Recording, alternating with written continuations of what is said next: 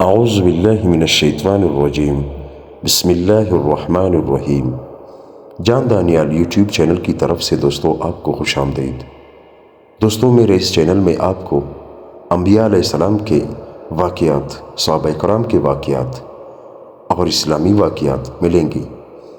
دوستوں میرا آج کا بیان ہے، آج کا واقعہ ہے حضرت خضر علیہ السلام۔ حضرت خضر علیہ السلام قرآن مجید میں پارہ نمبر 15 سورہ کہف رکوع نمبر 9 اور 10 میں موجود ہے۔ تفسیر معارف القرآن میں مذکور ہے کہ قرآن مجید میں ان کو عبدم من عبادنا کہا گیا ہے، یعنی میرے بندوں میں سے ایک بندہ کہا گیا۔ حضرت خضر علیہ السلام کا نسب نامہ ابن کثیر میں ہے۔ امام ابن قتیبہ نے معارف القرآن میں لکھا ہے کہ ان کا نام بلیہ بن ملکان بن فانے بن حاجر بن شانخ بن ارفشندن سام بن نوح علیہ السلام تھا۔ صحیح بخاری میں ان کا نام خضر بتایا گیا ہے۔ خضر کے لفظی معنی ہرے بھرے کے ہے۔ ان کا نام خضر ہونے کی عام مفسرین نے یہ وجہ بتائی ہے کہ جس جگہ بیٹھ جاتے تو کیسے ہی زمین ہو وہاں گھاس اگ جاتی اور زمین سرسبز ہو جاتی تھی۔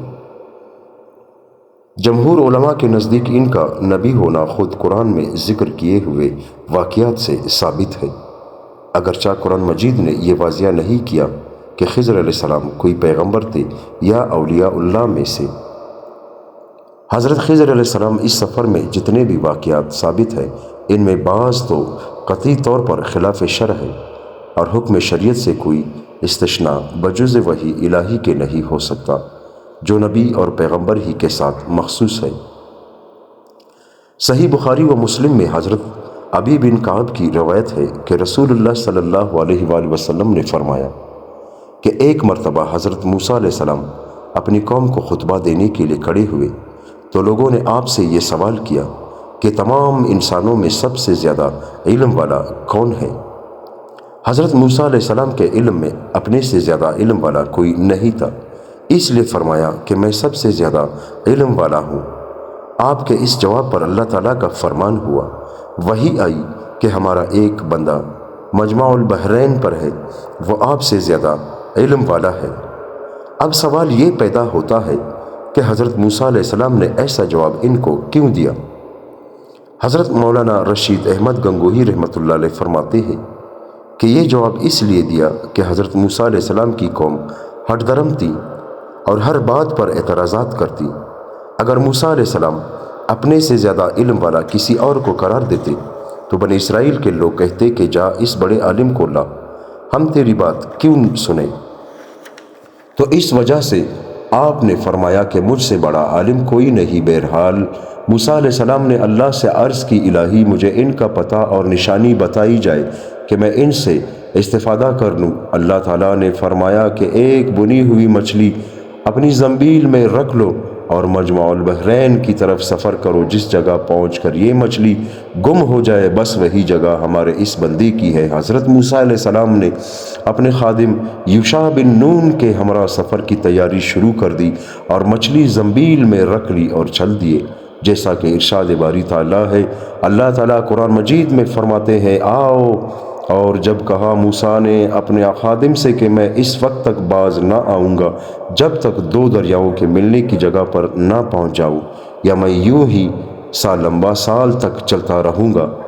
دوران سفر ایک پتھر کے پاس پہنچ کر اس پر سر رکھ کر لیٹ گئے کہ اچانک مچھلی حرکت میں آ گئی اور زنبیل سے نکل کر دریا میں چلی گئی، اور اللہ تعالیٰ نے وہاں پانی کا جریان روک دیا اور اس جگہ پانی کے اندر ایک سرنگ سی ہو گئی۔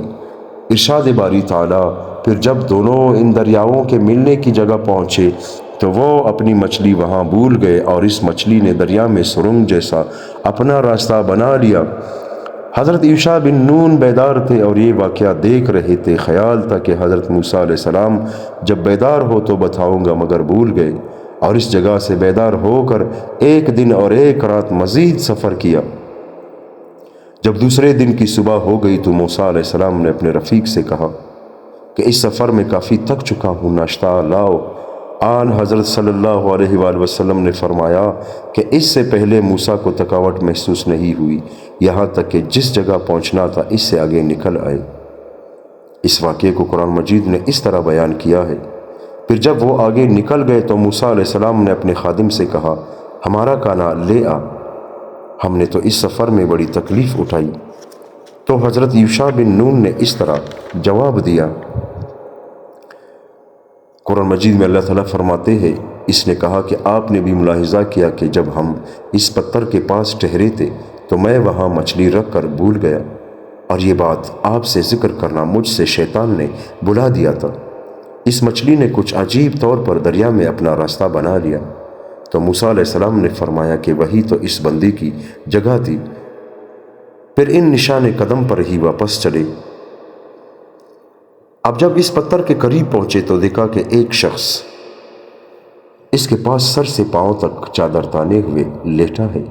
موسیٰ علیہ السلام نے اسی حالت میں سلام کیا تو خضر علیہ السلام نے فرمایا کہ اس جنگل میں سلام کہاں سے آ گیا؟ اس پر موسیٰ علیہ السلام نے فرمایا کہ میں موسیٰ ہوں۔ تو خضر علیہ السلام نے سوال کیا کہ موسیٰ بنی اسرائیل؟ فرمایا ہاں، میں موسیٰ بنی اسرائیل ہوں، اس لیے آیا ہوں کہ آپ مجھے وہ خاص علم سکھا دیں جو اللہ نے آپ کو دیا ہے۔ حضرت خضر علیہ السلام نے فرمایا، یقیناً میرے ساتھ رہ کر تجھ سے صبر نہ ہو سکے گا۔ اے موسیٰ، میرے پاس ایک علم ہے جو اللہ نے مجھے دیا ہے، وہ آپ کے پاس نہیں، اور جو آپ کو دیا ہے وہ میرے پاس نہیں، اس لیے آپ سے صبر نہ ہو سکے گا۔ تو موسیٰ علیہ السلام نے فرمایا، ستجدونی انشاء اللہ صابرا ولا اعصی لک امرا، انشاءاللہ تو مجھ کو صبر کرنے والا پائے گا اور میں تیرے کسی حکم کی خلاف ورزی نہیں کروں گا۔ حضرت خضر علیہ السلام نے فرمایا کہ اگر آپ میرے ساتھ چلنے کو تیار ہے تو کسی معاملے کے متعلق مجھ سے مت پوچھنا جب تک میں آپ کو حقیقت نہ بتاؤں۔ یہ قول و قرار لینے کے بعد حضرت موسیٰ علیہ السلام و خضر علیہ السلام سفر پر روانہ ہو گئے اور دریا کے کنارے کنارے چلنے لگے۔ دوستو، اس واقعے کو میں یہاں تک بیان کرتا ہوں، انشاءاللہ اس کا بقایا حصہ کل آپ کی خدمت میں بیان کروں گا تاکہ سننے میں آپ کو تکلیف نہ ہو۔ دوستو، اگر آپ کو میرا یہ بیان پسند آ گیا ہو تو میرے چینل کو لائک کریں، سبسکرائب کریں اور اپنے دوستوں کے ساتھ شیئر کریں۔ دوستو، کل آپ کی خدمت میں انشاءاللہ اسی واقعے کو لے کر دوبارہ حاضر ہو جاؤں گا۔ تب تک کے لیے اللہ حافظ۔